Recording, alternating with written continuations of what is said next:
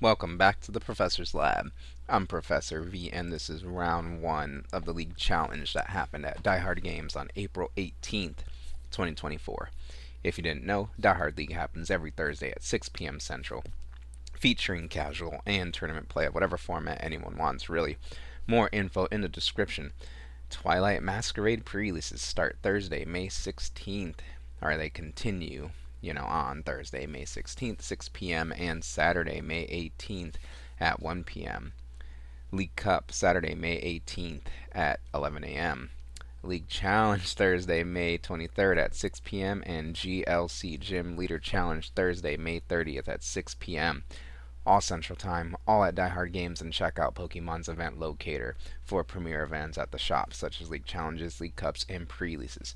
Please hit that like button right quick, subscribe to this channel, ring the bell for notifications, say what you need to say in the comments, and all that other good free stuff. But anyways, let's research this game. On the left, Scizor. On the right, Lugia. Our Scizor player starts with that Bellum, attaches a metal energy to it, Bidoof on the bench, and passes things over to our Lugia player. They attach a Mist energy to the active Lugia V, and they are looking to get some Archeops in hand with this Capturing Aroma flipping tails that allows them to find a basic Pokemon. Not the worst thing in the world. Let's see, I don't think you're really too scared of your Lugia V getting KO'd on your opponent's next turn, so you don't need to find another of those. So a Minccino can be found here. Chinchino, Minccino. Which one's the baby one?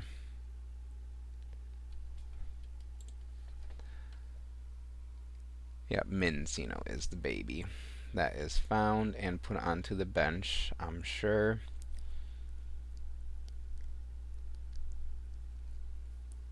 Anything else for our Lugia player to do? Another Capturing Aroma.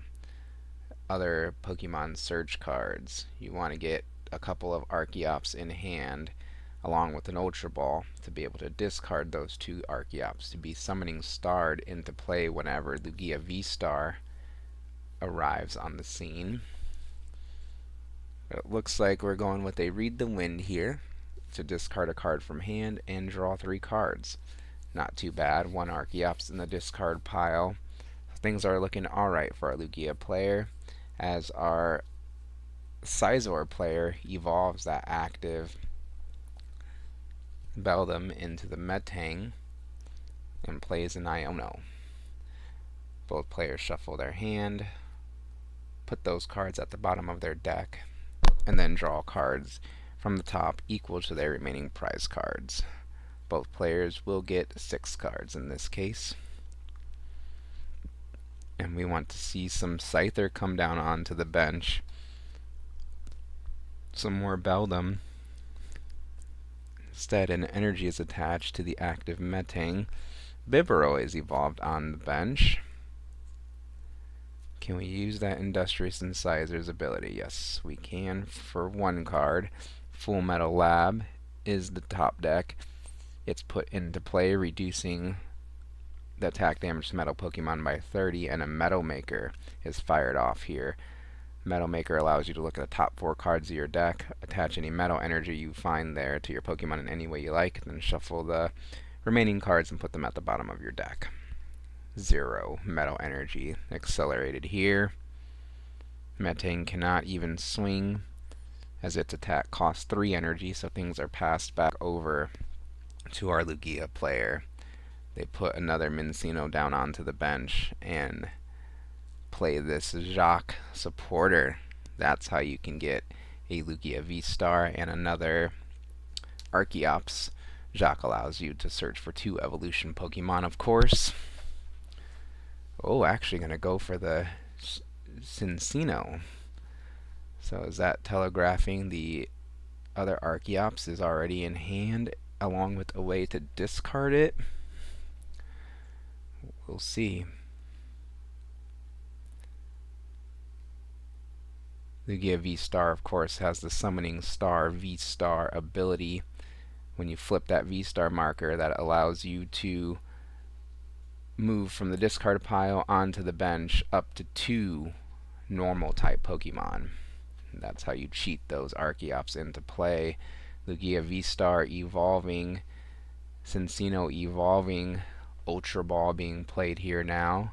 There we go. Ultra Ball discards the second Archeops along with a Therapeutic Energy.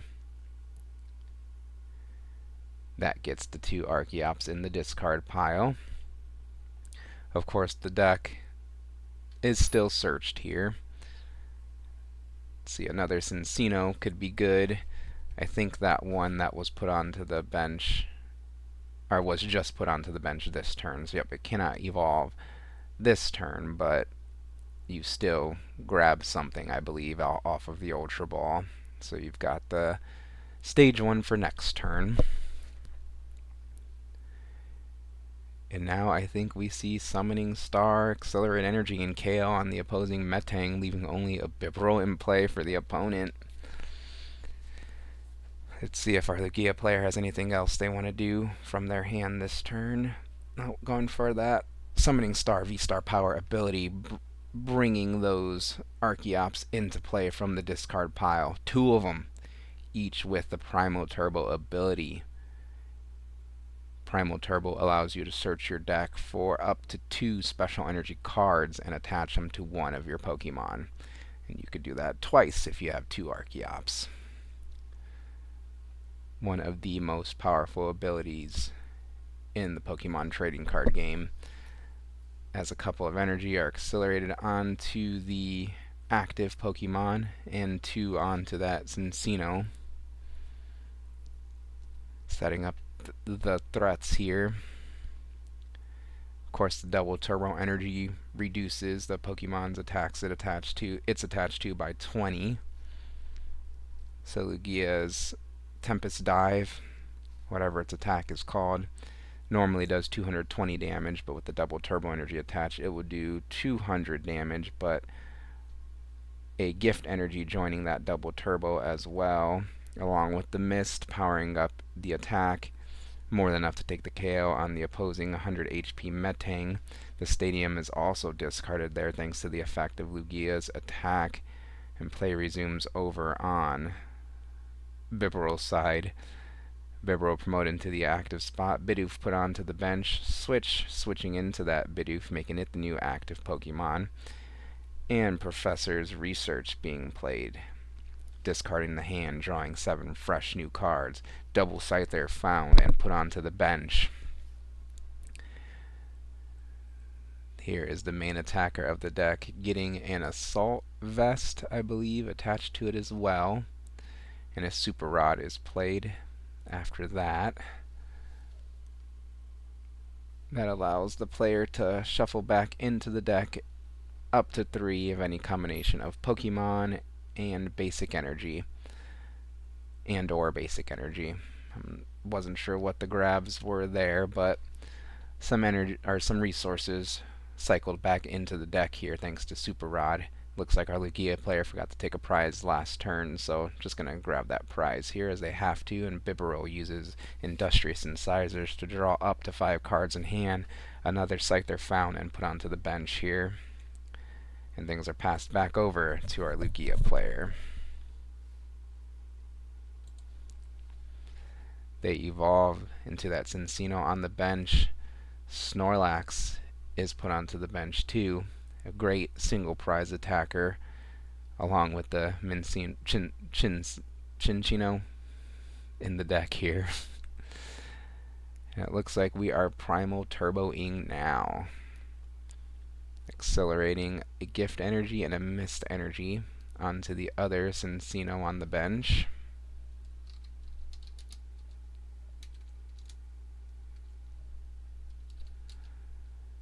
A couple more energy are accelerated onto the Snorlax. I wonder if they have a jet energy in hand in order to bring that Snorlax into the active spot and start swinging with it.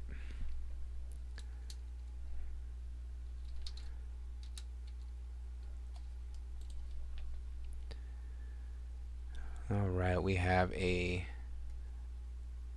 very threatening board over on Lugia's side as Boss's Orders is played to bring up the Bibarel support Pokemon into the active spot, and Lugia takes the KO on it.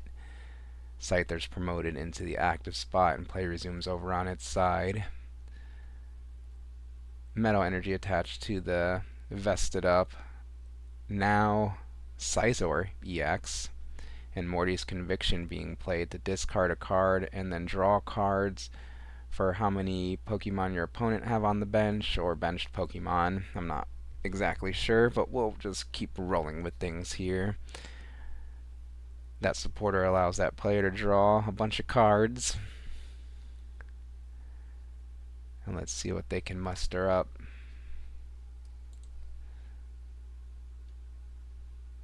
I cannot think. It's not Assault Vest that's attached to that Scizor EX, but the name of it is escaping me.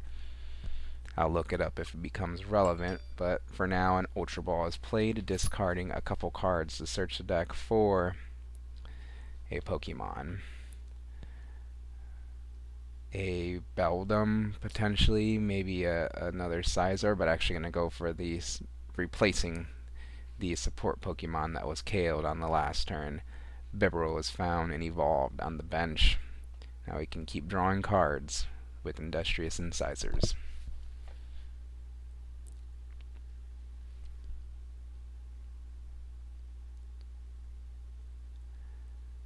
I think a couple cards can be drawn off of Bibarel's ability here.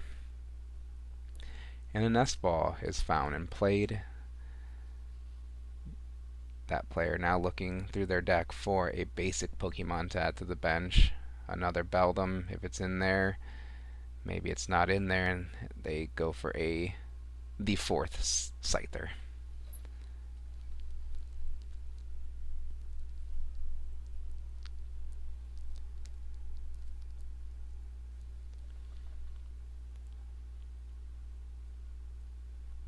And nothing else to do but to pass things back over to our Lugia player with the established board. Swinging with that Snorlax EX may be ideal here, as they use Primal Turbo to search their deck for special energy cards. The therapeutic energy, I believe, is in the discard pile. Oh, there we go. There's more therapeutic energy. That's the energy you want to have on the Snorlax, of course, if you can, so that way it can stay awake after it attacks. 4 special energy cards being pulled out of the deck by those Archeops there. And let's see where they land. Of course, you can only attach up to 2 to a single Pokemon. So 2 going on to that big Cinccino there, and we're just going to make 2 big Cinccinos. Guess we're not afraid to keep swinging with this active V-Star here.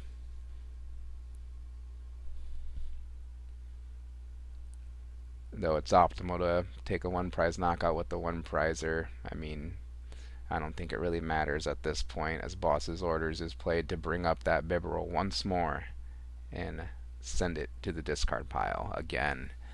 Scizor EX moves into the active spot and play resumes over on its side. Rigid Band, I believe, is what it's wearing, as a Morty's Conviction is played. Discard 1 card and draw cards equal to your opponent's bench, your bench, and your opponent's. Either way, some cards are drawn. Energy attached to the active Scizor EX, powering it up.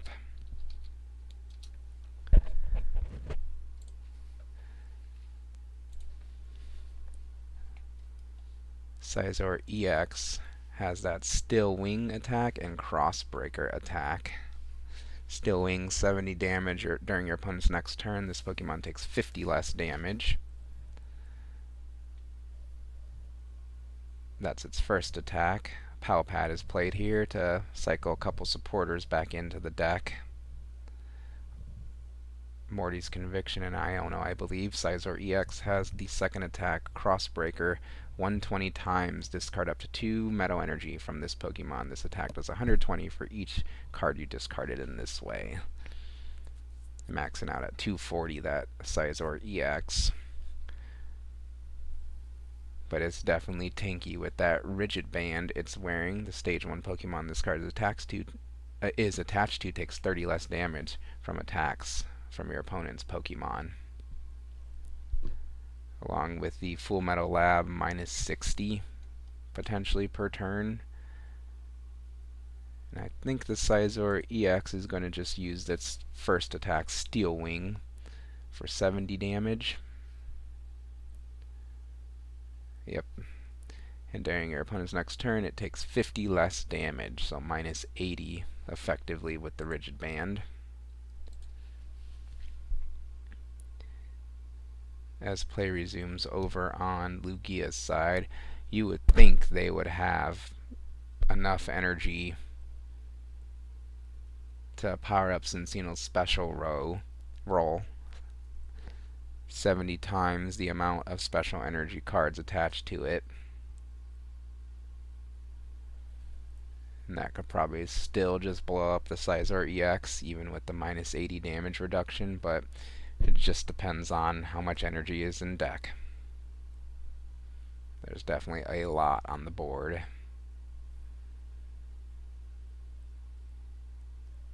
Jet Energy accelerated to one of the bench Minccino with the Primal Turbo. The other Primal Turbo accelerates a double Turbo Energy to the active Lugia in order to pay its retreat cost, I imagine.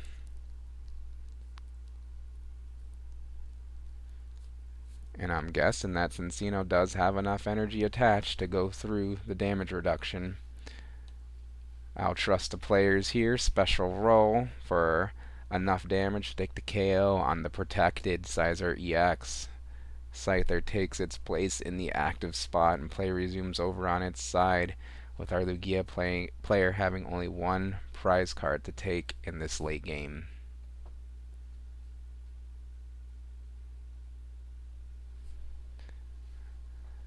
Boss's orders brings up the Snorlax on the bench as a potential stall play, hoping our Lugia player is out of energy to be able to attack. Can the Snorlax get stuck here in the active spot?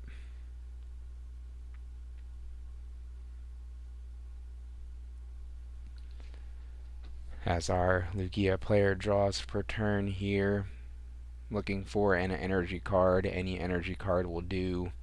If it's not already in hand, the Archeops can accelerate it from deck unless there is no energy in hand or remaining in deck. Primal Turbo is going to answer that for us here.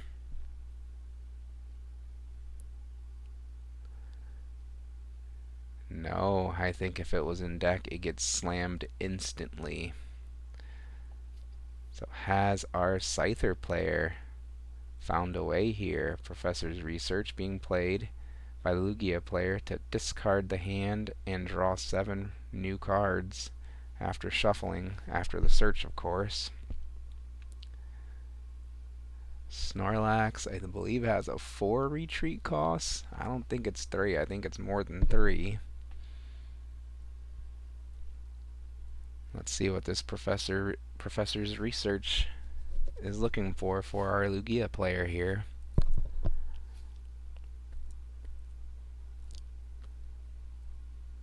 Oh my gosh, as they pass things back over to our Scizor player, they fire off a Jacques, allowing them to search their deck for 2 evolution Pokemon, Scizor EX and Scizor found.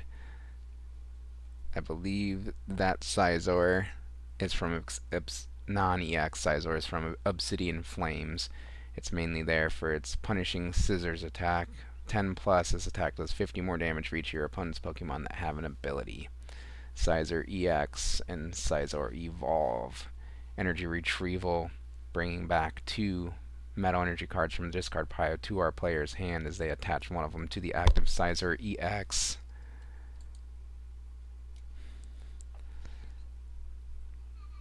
And I think they're just going for a still wing. Smartly so here. And play resumes over on Lugia's side. And they just pass things back over to our Scyther player. Okay, Full Metal Lab put into play. Minus 30 damage to Metal Pokemon. Energy attached to the active Scizor EX and Professor's Research being played. Discard the hand, draw 7 new cards. That may be signaling a Crossbreaker. The attachment to the active Scizor, but no, just gonna load it up with energy and pass things over. Make our Lugia player have the answer. Now I wonder how many cards are remaining in deck for each player.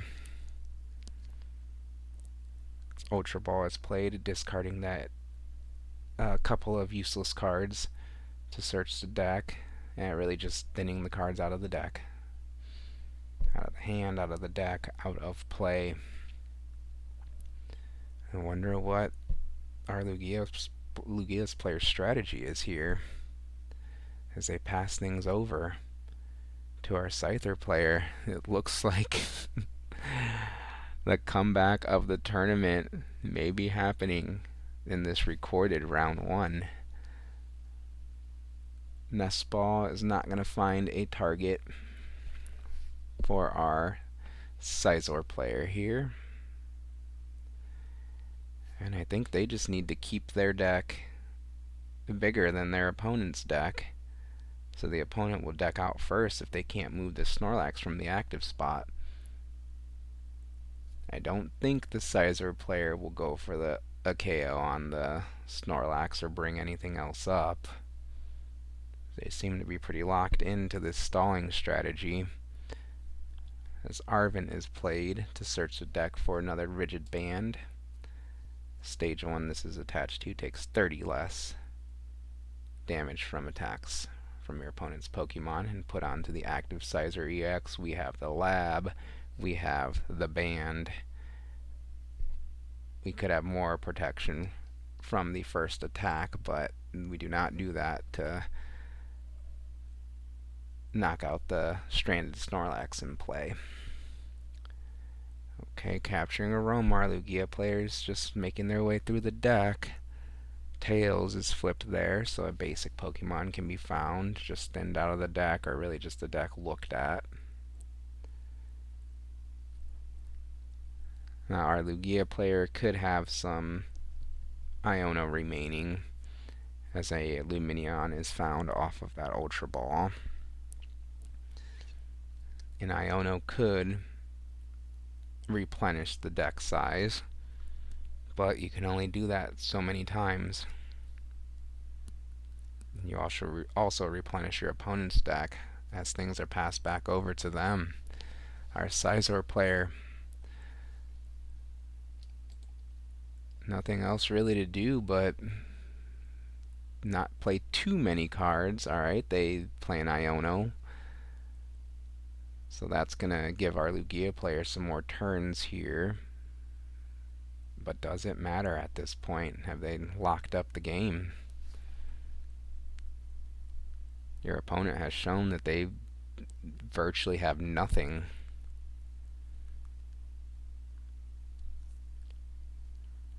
Another tool attached to the bench, Scizor, and things are passed back to Lugia. And they just pass things back over, maybe just playing for the tie here. This is best of 1. Our Scizor player checks out how many cards are in their deck, so they're definitely aware of the situation as they play Morty's Conviction to draw to the deck. I think they just decked themselves out, actually. Okay, so I'm not quite sure what happened there at the end. Let's see. Let me make sure I saw that right. And I guess I should actually look up Morty's Conviction as well. Just do some research in the lab today. You can use this card only if you draw another card. Draw a card for each of your opponent's bench Pokemon. So it looks like, yeah, they just drew through their deck, decking themselves out for whatever reason, giving the Lugia player the win.